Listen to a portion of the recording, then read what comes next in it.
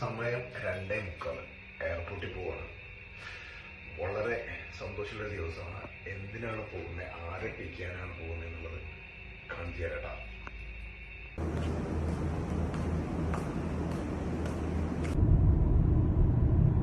Serial കണ്ട ഒരുവിധ ആൾക്കാർക്കൊക്കെ അറിയാം. ടെർമിനൽ 2-ലാണ് കേട്ടോ ഉള്ളത്, എത്തിയിരിക്കുന്നത്.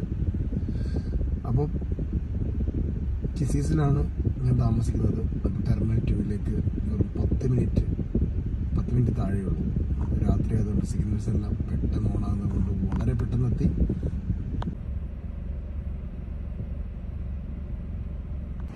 അപ്പോൾ ടെർമിനൽ 2-ൽ എത്തിയിട്ടാണ്.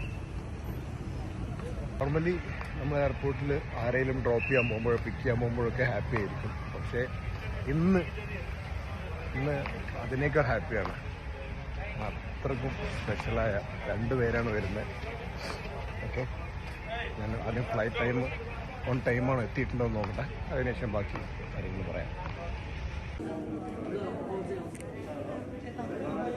അപ്പോൾ ഫ്ലൈറ്റ് അറൈവ്ഡാണ്. ഇനി ഞാൻ പറയാം ആരാണ് വരുന്നതെന്നുള്ളത്. മറ്റാരുമല്ല, എൻ്റെ ഉപ്പയും ഉമ്മയും പരിശുദ്ധ ഹജ്ജ് നിർവഹിച്ചിട്ട് തിരിച്ച് വരുന്ന ദിവസമാണ്.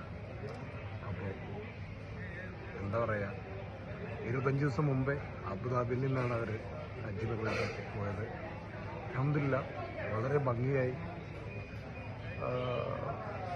കഴിഞ്ഞ് വരുന്ന ദിവസമാണ്.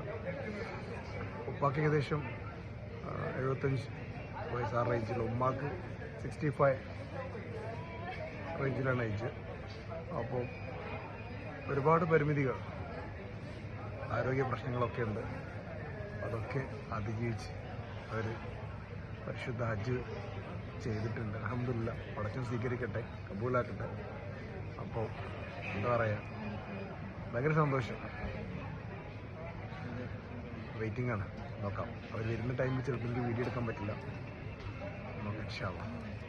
എത്തി മരുഭൂമി മക്ക നാട്ടിൽ, ഹാഷിം ഖുറൈശി വീട്ടിൽ, അലങ്കാര മുഹമ്മദ് പേരൊളിവാലെ, ആകെ ലോകക്കാരണമുത്തൊളി യാ റസൂലേ, എങ്ങും ആദിജ്യോതി പൂരണ വിത്തൊളി യാ റസൂലേ.